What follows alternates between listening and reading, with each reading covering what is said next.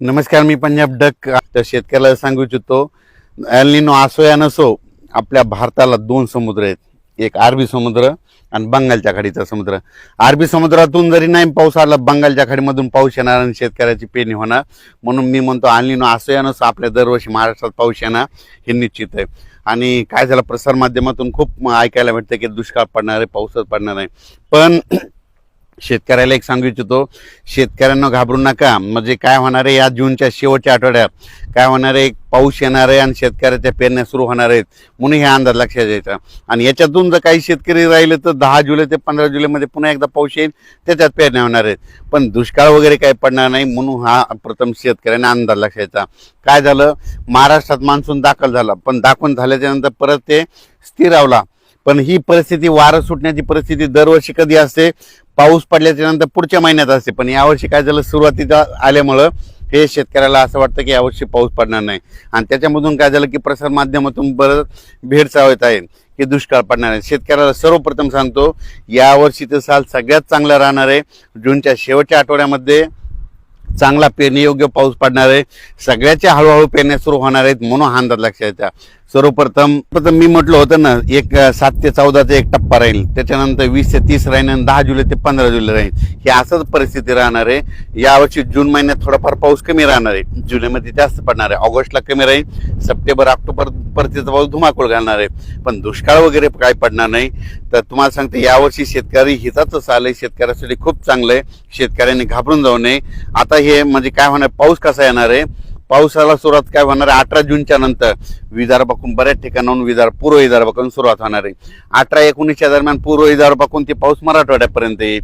पण त्याच्यानंतर काय होईल, 20-21च्या नंतर मराठवाड्याकडे पाऊस आल्याच्यानंतर 21 ते 29च्या दरम्यान मराठवाड्यामध्ये वेगवेगळ्या भागात पाऊस पडेल आणि काही जिथं जास्त ओल होईल त्यांच्या पेरण्या सुरू होतील.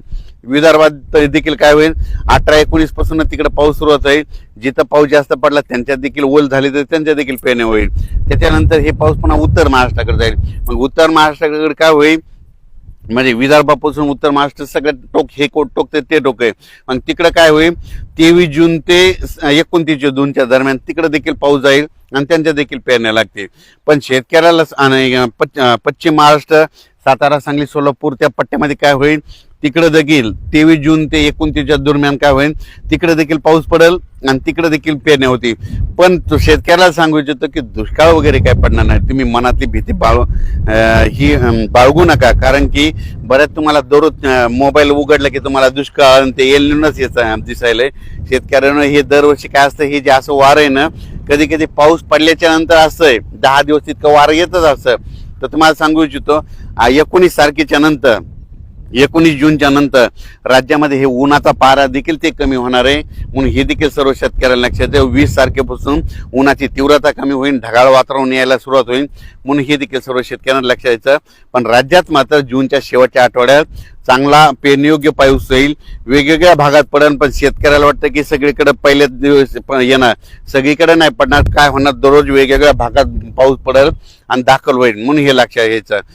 मान्सूनचा पाऊस सगळीकडे एकदा जात नसतो, दररोज काय होतं, वेगवेगळ्या भागात दाखल होतो. जिथं जास्त ओलं ते शेतकऱ्याच्या पेरण्या होतात, म्हणून ही सर्व शेतकऱ्यांनी लक्षात घ्यायचं. शेतकऱ्याने घाबरू नये. आणि शेतकऱ्याला सांगू इच्छितो, दुष्काळ वगैरे काही पडणार नाही, पेरण्या होणार आहे. फक्त पेरण्या काय होणार आहे, आता हे मान्सून एकदा आल्याच्या नंतर थोडं विस्कळीत झाल्यामुळं टप्प्याटप्प्यानं पेरण्या होतील. जिथं पाऊस पडला ते शेतकरी पेरतील, जिथं कमी ओले त्यांच्या पेरण्या राहतील. पण सगळीकडे काय होईल, 2 टप्प्यामध्ये आणखीन म्हणजे 20 ते 30 मध्ये 10 जुलै ते 15 जुलैमध्ये पाऊस पडेल आणि त्यांच्यामध्ये देखील त्या पेरण्या होऊन जातील. म्हणून शेतकऱ्यांनी घाबरून जायचं कारण नाही. धन्यवाद.